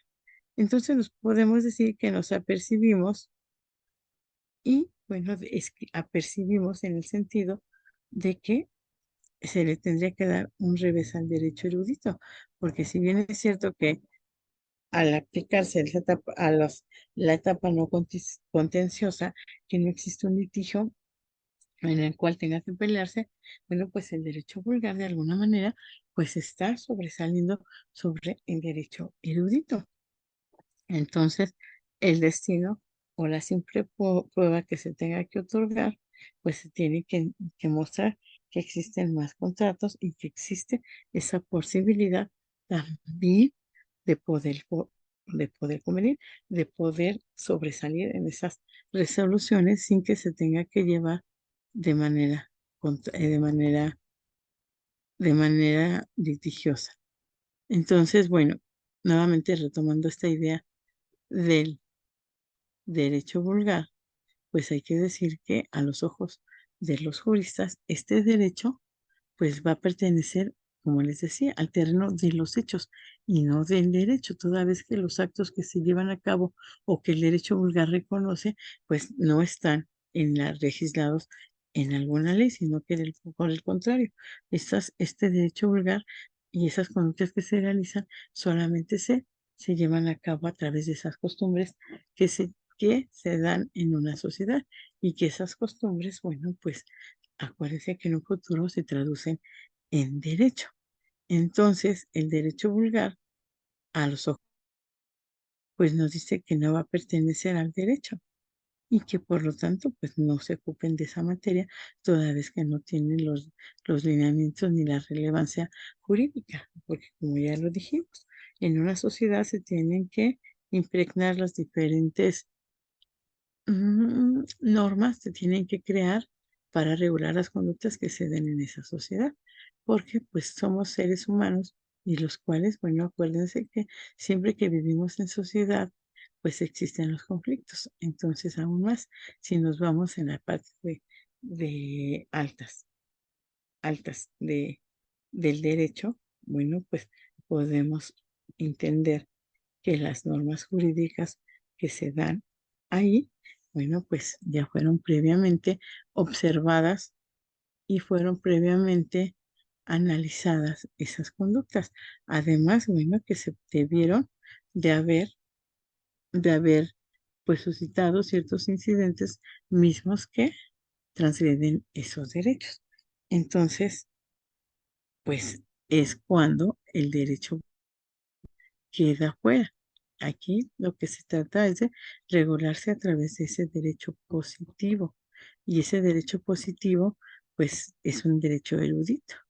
Ese derecho erudito, pues, es un derecho pensante, es un derecho que se aplica, es un derecho que se observa, sobre todo este método de la sociología jurídica, que ya vimos que es el método de la observación, porque a través de los sentidos, a través de lo que nosotros estemos viendo, pues se van a hacer esa revolución esa regulación de las normas jurídicas que van a ser aplicables en cada momento por nosotros y por todos, bueno, los ciudadanos que estamos inmersos en esa sociedad. Y tal como nos dice Durkheim, que existe un pacto y ese pacto social que se da en la comunidad sin que nosotros tengamos que expresarlo, sin que nosotros tengamos que decirlo, sino que ese pacto se realiza pues de manera en que, bueno, pues nosotros otorgamos ese valor a las normas que crea nuestro derecho y que ese valor que se le otorga a esas normas que crean el derecho, bueno, pues van a influir de manera considerable en, bueno, en primer lugar, a los ciudadanos que están inmersos. En segundo lugar, pues el derecho vulgar, porque ya no tendrá su espacio de aplicación. Como decimos, esa aplicación solamente se da de manera pues en que los usos y costumbres se den en la sociedad, a lo que de alguna manera se esté aplicando. Entonces, bueno, haciendo una remembranza de lo que vimos en esta segunda parte de nuestra materia, en primer lugar, bueno, vimos que era el materialismo y ese materialismo se enfoca a los dineros, a lo económico. Y bueno, también vimos que ese materialismo pues fue evolucionando, a eso se le llama materialismo histórico, y que sus objetivos primordiales y esenciales de ese materialismo pues es el dinero, y que a su vez ese materialismo pues da pie al capitalismo, y el capitalismo pues es el régimen económico que rige al occidente. Entonces, pues a través de ese materialismo histórico vamos viendo la evolución que se ha tenido que- y que, bueno, pues de alguna manera, pues también empiezan a regirse por todos los conceptos económicos, por eso se llama materialismo, que es igual a dinero, que se enfoca en los dineros. Y que, bueno, para estos autores, Karl Marx y Federico Engels, bueno, pues ellos quisieran que no existieran ni clases sociales, que no existiera, pues ese medio opresor, ese oprimido, sino que vivieran en igualdad de en igualdad de circunstancias, toda vez que pues como seres humanos pues tenemos que tener ese derecho a la igualdad y que sobre todo pues ya no existan esa división de clases, que esas clases sociales se echen abajo. Eso lo dice Karl Marx y que bueno, ¿cómo lo podríamos lograr? A través del socialismo, en la cual bueno, la clase oprimida, la clase obrera, pueda obtener esos pueda trabajar para poder tener todos los elementos necesarios para su subsistencia. Entonces, para ellos, lo económico, el factor económico, de acuerdo al capitalismo, es lo que surge y es lo que debería de ser, porque en un socialismo todas las personas queremos pues tener lo mismo. A lo mejor el trabajo que se realiza pues no es el mismo, entonces a lo mejor para muchos pueden considerarlo injusto que con el socialismo se pueda obtener ciertos bienes sin que, bueno, la clase opresora tenga que intervenir, sino que por el contrario, tenga que otorgar esos medios de producción para que sean aprovechados por todos y cada uno de los ciudadanos que conforman esa sociedad y que lo único que quieren en realidad es satisfacer todas esas necesidades económicas a través de estos medios. Bueno, entonces ese derecho vulgar, que al final es uno de nuestros últimos temas de esta segunda parte, pues se va a enfocar justamente en eso, en poder capturar pues esas decisiones judiciales sin que pues esté establecidas alguna norma que regulen esas conductas y que esas conductas tienen que estar o que están ahí presentes para poder aplicarse. Entonces, el derecho vulgar, acuérdense que se fundamenta con los usos y costumbres. En nuestro país sí es aplicada o sí es considerado derecho esos usos y costumbres que se dan en las comunidades indígenas y que, como bien es cierto, no interviene de alguna manera las normas o ese derecho regulado, sino que por el contrario, lo que sucede aquí es que, bueno, pues esas normas no establecen ciertos criterios o ciertos conceptos que el derecho vulgar lo establece a través de esos usos y costumbres que se dan en esa sociedad. Por lo tanto, pues el derecho vulgar no, no es de aplicación tal cual porque no contiene normas de derecho, sino que por el contrario se va basando en todos los lineamientos o en todos los usos y costumbres que se dan en las comunidades. Como les digo, nuestro derecho positivo mexicano existe y se aplica la costumbre y forma parte del derecho. Y en el derecho vulgar, no, pues es el derecho vulgar es el que se rige por estas costumbres y que en determinado momento quiere hacer valer ante una autoridad. Entonces, aquí, ¿cuál derecho prevalece? Pues el derecho que se aplica a a todos los ciudadanos, que es el derecho erudito y es el derecho que es creado a través de normas jurídicas y que esas normas jurídicas se crean a través de la observación, de acuerdo a lo que se va viviendo, lo que se va visualizando es conforme se va creando este derecho. Entonces, es el derecho, el erudito, el que está presente en esta sociedad. Bueno, entonces, concluyendo, el derecho vulgar es el que se va a regir con todos los usos y costumbres que se dan en determinado momento y que esos usos y costumbres quiere hacerlos valer ante una autoridad y que esa autoridad a lo mejor en su momento oportuno, una vez que analiza ese caso, tal vez sí podría aplicar la ley o podría estar a favor de ese derecho vulgar, porque, como les digo, ese derecho vulgar es el que se crea a través de se crea a través de los usos y costumbres que se dan en determinado lugar. Y el derecho erudito, ese siempre va a estar presente. ¿En dónde? En la sociedad, porque de alguna manera se están regulando esas conductas que se están analizando, que se están observando en la sociedad y son las conductas que se llevan a cabo y que son aplicables a todo ese grupo social, que de alguna manera ya las ha aceptado, ya las ha tomado como suyas, esas normas, toda vez que, bueno, pues están regulando sus mismas o sus propias conductas de cada uno de los ciudadanos que están inmersos en esa sociedad. Y que, bueno, para poder vivir de manera cordial, de manera amable, pues tienen que crear estas normas y tienen que aplicarse pues a los mismos ciudadanos. Luego, entonces, eso es lo que distingue del derecho erudito con el derecho vulgar. El derecho erudito pues, se va a basar siempre en las normas jurídicas, en las normas que contienen las conductas, que regulan esas conductas y que pues son aplicables y además aprobadas por la sociedad, en la cual va a surgir ese modelo de aplicación. En cambio, en el derecho vulgar, pues trata de meterse al derecho erudito de la manera en que, bueno, pues trata de regular ciertas cuestiones que no contempla el derecho erudito. Entonces, pues el derecho vulgar, de alguna manera, quiere hacerse notar en el sentido de querer ganar todas esas peleas en las cuales se ha reconocido ese derecho vulgar y que, como les digo, se traduce en costumbres.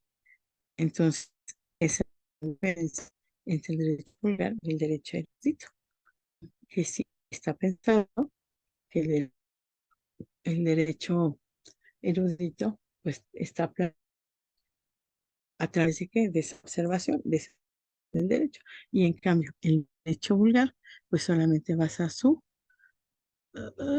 existencia en la aplicación de usos y costumbres.